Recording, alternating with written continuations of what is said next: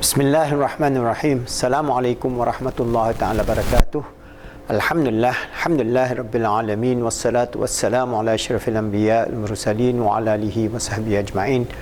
Alhamdulillah, in the previous video I have given to you some idea of the progression of CBT models of psychotherapy for depression and how they developed the model initially by Beck, and then how they use all the tools to integrate CBT with techniques, neurological processes through imaging techniques, functional MRI and the others, and how they are able to discover more and more of the interconnection between the brain, the various aspects of our brain in terms of the activation of the limbic system or the activation of the frontal lobe, and how they are being increased or decreased, and how this imbalance create mental problems as well as psychosis.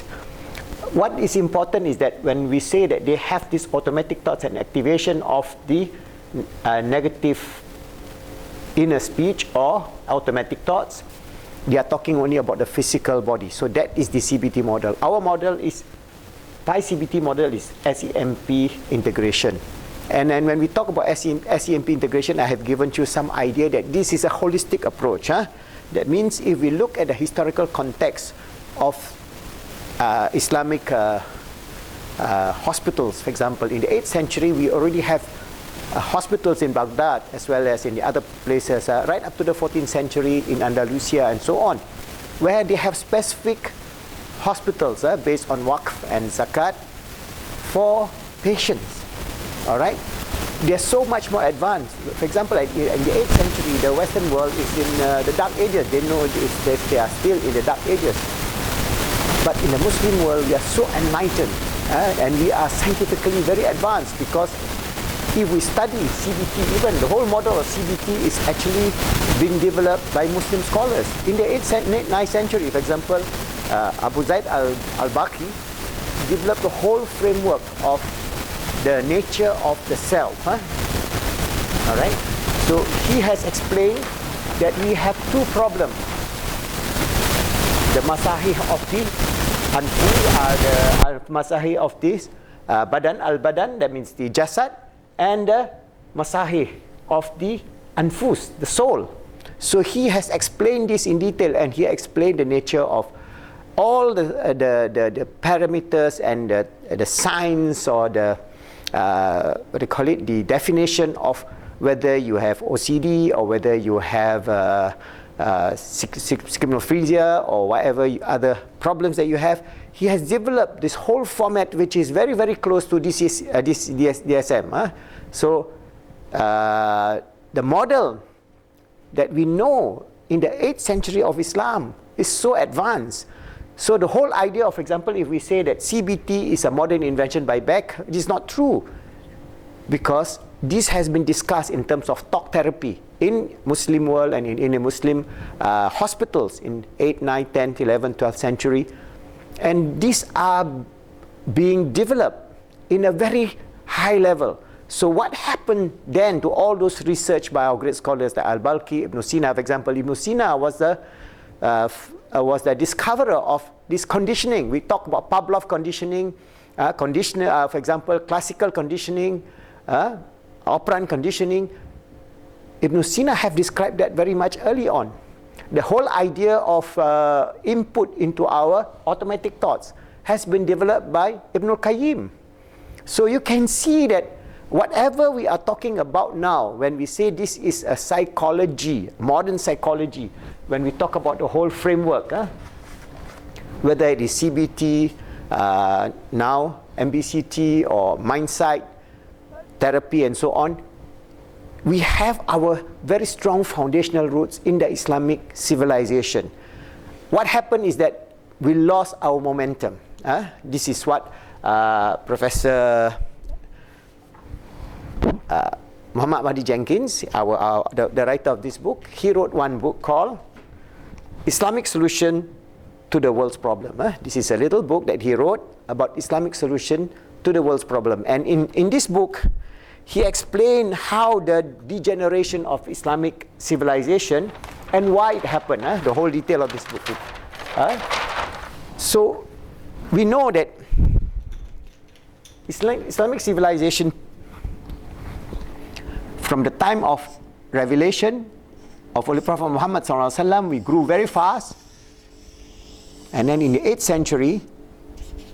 century we're at the peak. After that we start dropping, and now we are here. Okay, so this is the drawing that our professor Mahdi Jenkins says. Okay, we are now here.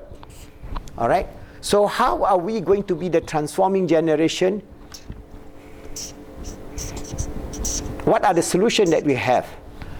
Okay, so I just read a few paragraphs here. Transforming the generation of Muslims.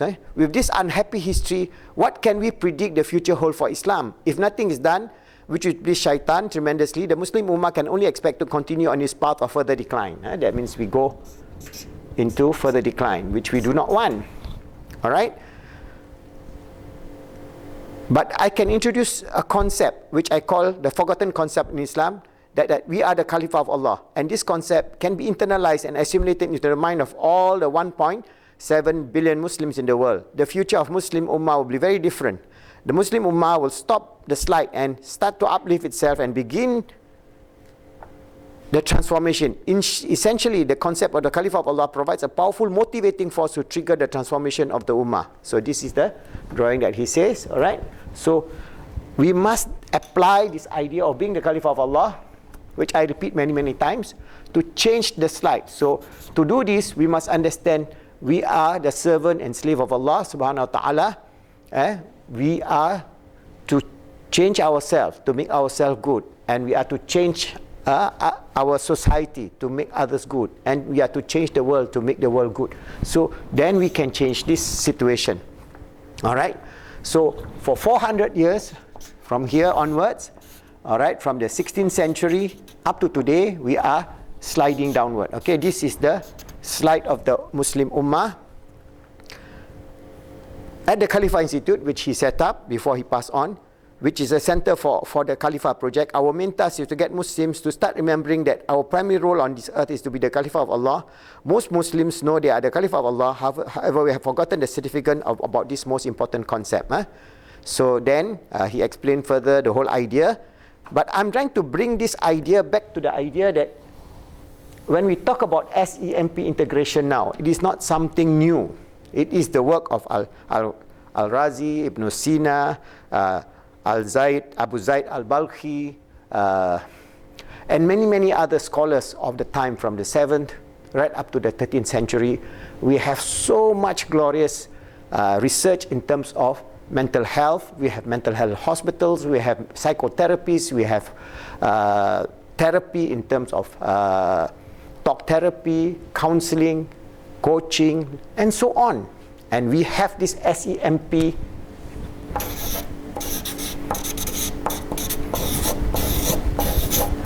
input to our existence. That means when we talk about SEMP integration, I'm going back to the great scholars of Islam. We try to rediscover their great contribution to the field of psychology, the field of psychiatry, the field of mental health.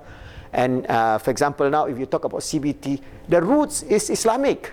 If we know our history, the roots are far, far, far more advanced than back. But because we do not know our history, we think that this is a Western idea, it's a Western secular idea, and so on. But Al-Balkhi explained that from the perspective of our problem in terms of mental health, we have the problems of the physical body, which is within the range of CBT, and we have the problem of the soul, all right, within the range of the. So the P aspect here, we have understood about CBT, but if we talk about SEMP integration, which I'm going to try to promote, the intervention will start with P first, the physical, the mental, the emotional, and the spiritual. So each and every level will have an intervention. So when we turn it around, it will be P, all right, M, E, S. Okay. So what are the parameters of our approach towards psychotherapy, towards psychiatry, towards mental health, towards how we are going to change that person who have a problem, whether it is delusional, OCD, whether it is bipolar, whatever that they have, we can approach it as an integrated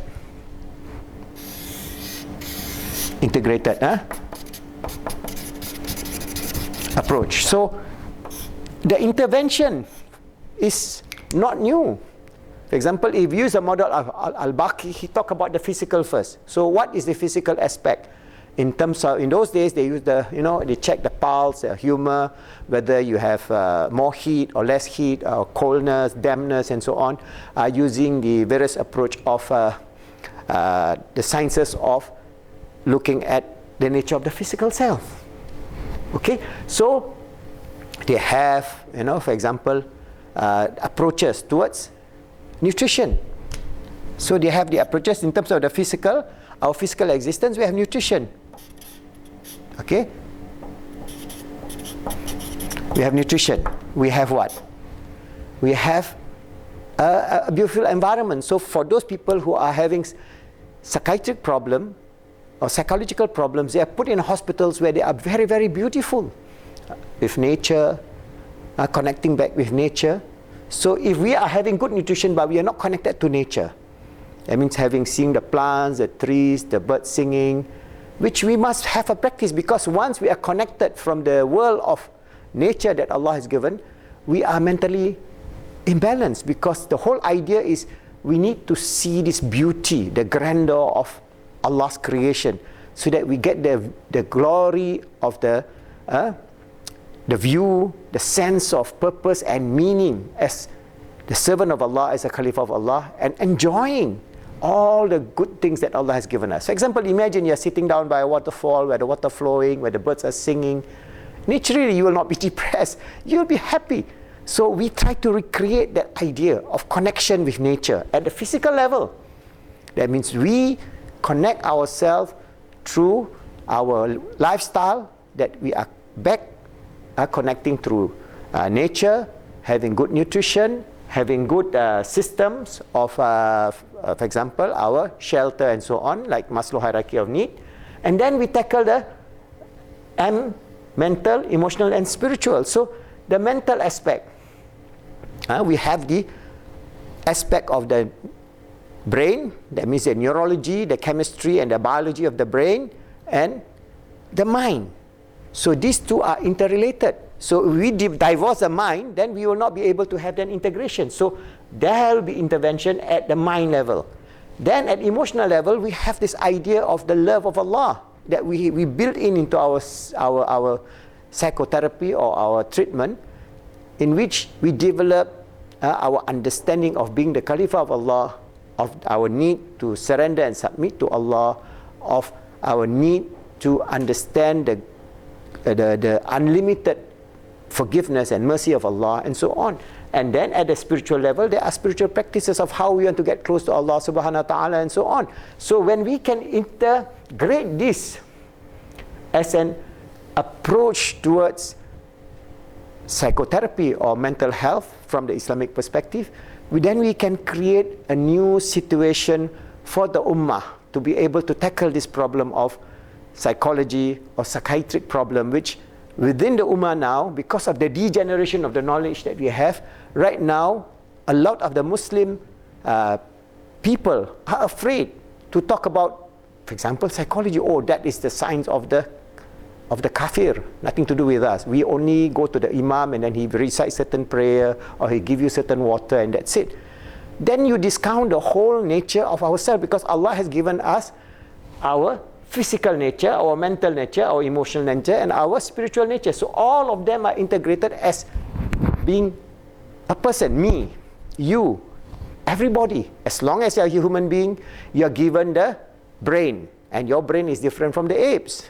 So what are the functions of your brains? What are the imbalances that cause a psychological or psychiatric problem, and how you're going to remedy it, whether it is from the perspective of exercise, nutrition, herbs, or medication now. For example, a lot of medication which are useful. So we don't discount all that.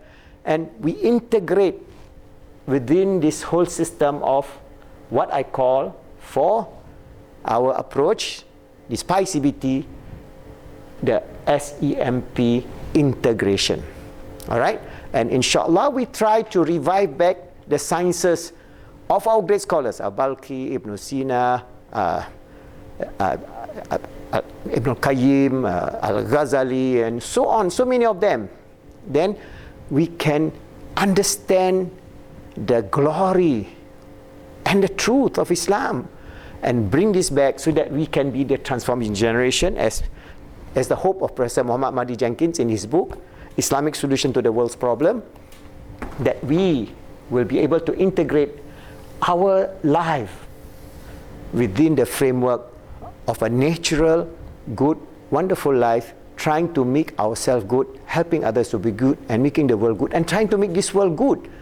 Whether now we are having a lot of problems in terms of climate change, pollution, social degradation, addiction, you name it. The whole spectrum of human existence now is being challenged by the whole forces of evil, I would say, inverted comma, the satanic forces or whatever you want to call it. But if we continue on this path, not only that we as Muslims will be destroyed, the whole civilization also will be destroyed. So it is up to us Muslims to then take up this whole idea of SEMP integration and becoming the transforming generation to change our state, because Allah does not change the state of a person or a community unless you take the initiative to change. This is in the Quran, where Allah will not change the state of a people unless they take the honors, the responsibility to change themselves. So I'm just giving this overview to give you this idea of this beautiful historical context of, from the perspective of the science of psychiatry, mental health and psychology, that if we talk about whether it's back theory or whether you talk about the mind aspect of Dan Siegel and the others, it is consonant with the beautiful deen of Islam that was discovered many centuries ago. So it's not something that is new or something that is the science of the kuffar. It is the science of the Muslims, but we lost our momentum.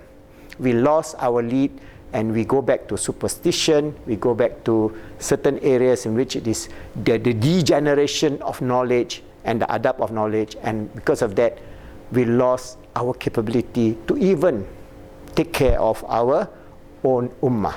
So it is important that many groups of people, I'm sure there are a lot of initiatives all over the world, in America, in Canada, in the Middle East, in Turkey and so on, where they are all moving towards this revival. And this revival is not that we're going to, this revival will be based on knowledge, will be based on Islam in an intrinsic way, not an Islam based on killing, murder, political disintegration, violence, suicide bombing, and all those evil things, which is not Islam.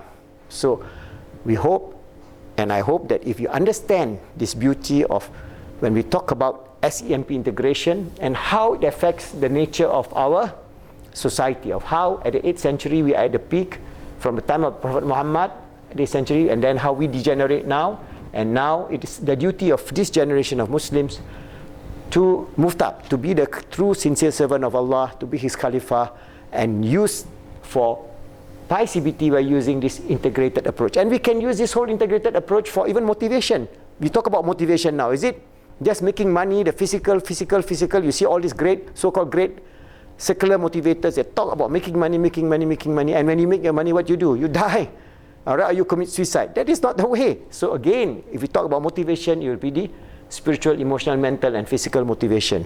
You talk about existence in of life in the 21st century or in the 22nd century, where many things will be run by robots, artificial intelligence, and so on. Still, we have to go back to the intrinsic nature of ourselves, the spiritual, emotional, mental, and physical existence in a peaceful, coexistent way, using science, technology, whatever that we want to use, but harnessing it for the positive, good, common good of all humanity, and for Muslims, the positive common good for the ummah, for us to reach the highest level of goodness, so that we can show the world that Islam is not a religion of terrorists, but Islam is a religion of love, of mercy, of compassion, of empathy, and we live in this world as a community that can be an exemplary community to the other community, because other communities are disintegrating very, very fast. All right? We can bring this idea, and from then we can have a very balanced way of life, and a balanced way of life in terms of the SEMP integration will give us peace, happiness, and success, and we will not be haunted by the difficulties of the psychological or psychological problems that face humanity today, inshallah. So step by step, through our Pi-CBT, I'm giving you the philosophical framework as well as some theoretical idea for you to think and then know that we are to use this integrated approach in whatever that we endeavor in our own life. And from then on, we can ask this question: am I living a good physical life? Am I exercising, for example, or I'm eating a lot of junk food and fast food? The mental aspect in terms of am I following and seeking knowledge? The emotional aspect, am I living in the way of loving kindness? Where Allah tells us He's Ghafurul Wadud, most forgiving, most loving, absolute love. In the spiritual aspect, am I fulfilling my role as my ubudiyah to Allah subhanahu wa ta'ala, living with the state of Islam, Iman and Ihsan, and trying to perfect ourselves within this imperfect world on this journey towards achieving the best, fulfilling the best, receiving the best from Allah subhanahu wa ta'ala. And inshallah, when we are able to do that, we will be able to help ourselves, our family and the ummah. And inshallah, not too far from now, we can revive this ummah to become a transforming ummah, as mentioned by our late brother, Professor Mahdi Jenkins, in his little book, inshallah. Thank you.